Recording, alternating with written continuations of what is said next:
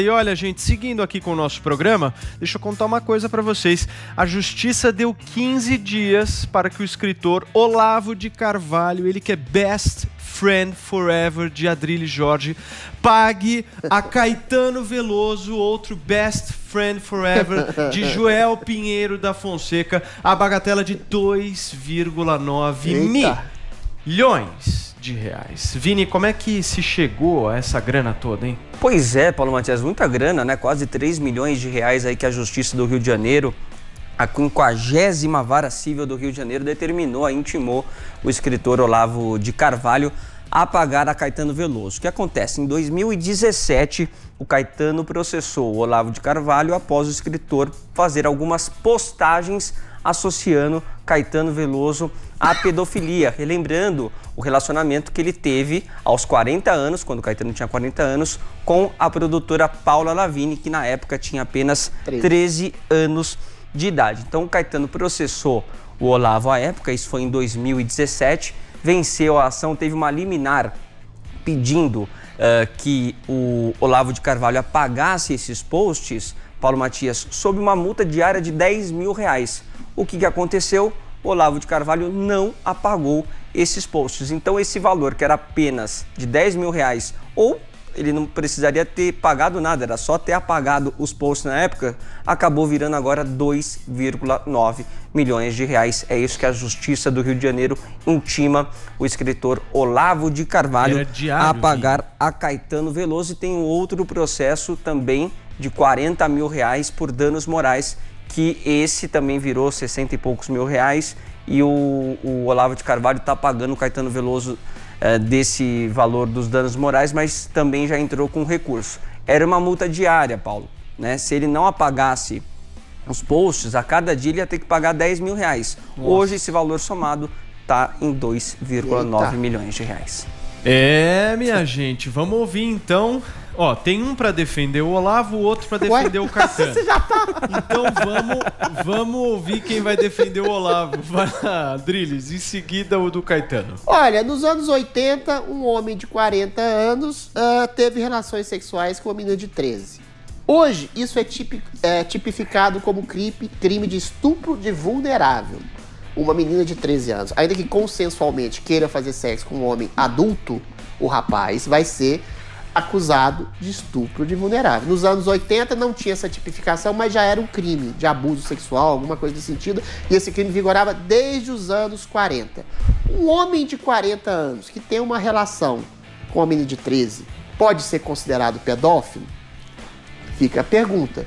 Eventualmente, se o Jair Bolsonaro, se o Eduardo Bolsonaro sair namorando de mãozinha dada com uma menina de 13 anos, o que será que aconteceria? Bolsonaro na história. Não é? Curioso, quando houve a questão daquele negócio do museu, lá da menina que tocava um homem nu como obra de arte, essa celeuma em relação ao Caetano, que foi descoberta, inclusive, pela própria Paula Lavigne, que numa entrevista Playboy, falou que aos 13 anos de idade deu sua virgindade como presente a um homem de 40 anos, que era o Caetano Veloso nos anos 80.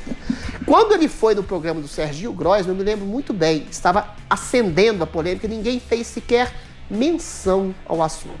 Ninguém nunca questionou o Caetano sobre o assunto, ninguém nunca perguntou, ninguém nunca interpelou.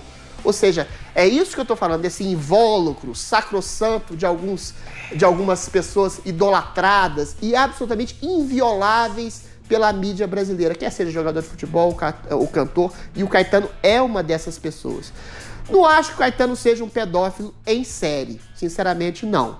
Até porque ele casou com a Paula Lavigne, não sei se por culpa ou por afeto, mas enfim, isso é outra questão. Ficaram quase 20 anos, né? Casados, terminaram e agora voltaram, né? Eventualmente, mas o ato dele era e ainda é tipificado como um crime, e como qualquer pessoa que percebe um homem de 40 anos com uma menina de 12, 13 anos, um ato de pedofilia. Isso em si é razão para alguém ser processado, de chamar as coisas como elas são.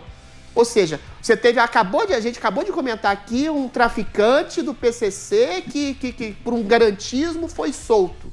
Aí um homem que cita a possibilidade eventual do Caetano ter cometido um ato que é tipificado por lei como estupro ou como pedofilia, aí tem que pagar 3 milhões. Existe algo muito estranho, muito suspeito na justiça brasileira, que privilegia alguns em detrimento de outros. Ou seja, a liberdade de expressão, ainda que ofensiva, eu acho que ela pode de alguma forma sobrar.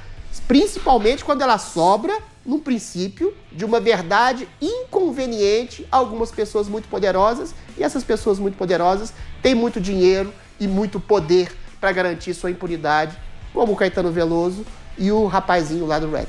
Muito bem, só para passar uma informação para vocês antes de jogar a bola pro Vini, a internet brasileira ela é rápida e criativa, né?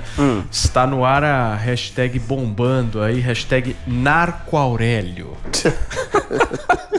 Muito bom, muito bom. Cuidado, você vai ser processado, hein? É a hashtag, Olha os 3 milhões aí. hashtag que tá rolando. A censura está no ar. Então, Cuidado. Paulo, você sabe que eu até perguntei pro Adriles aqui fora do ar, porque ele é o mais velho da bancada, né? Então tem essa propriedade para dizer, porque sempre que vem essa história do Caetano Veloso, tem duas coisas que ficam sempre um pouco subjetivas, né? Que é a tipificação do crime e o contexto, se era uma coisa mais aceitável à época. Porque hoje, se a gente for parar para pensar mesmo, a gente imaginar um cara de 40 anos com uma mulher de 13 anos, realmente é um negócio inconcebível, uma coisa muito estranha, pelo menos na minha visão, né? Mas o Adriles diz que naquela época também era algo um pouco fora do normal, apesar de ter tido essa consensualidade, até o aval ali da família Lavigne, também, né? Da Paula Lavigne, enfim, um caso muito estranho. Não era normal, não só Adriles, não era normal, como era tipificado como crime desde os anos 40. Não era normal, não. Isso é conversa carochinha. Perfeito.